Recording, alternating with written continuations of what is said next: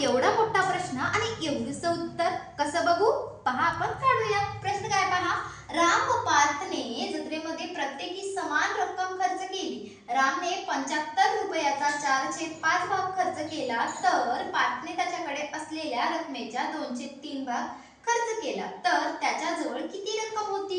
कुणाजवळ? पार्थजवळ. पहिले आपण रामची रक्कम काढून घेऊया. आता पहा, आपण काढूया व्यवस्थित. ठीक आहे. आपल्याला काय दिले? हे 75 रुपये दिलेत कोणाचे? रामचे. आणि गुणिले त्याचा नाही का किती रुपये? 4/5 भाग खर्च केले. म्हणजे 5 एक 5, 5 एक 5, उरले 2, 5 5 25. म्हणजे 15 चौक किती आले? 60 आले.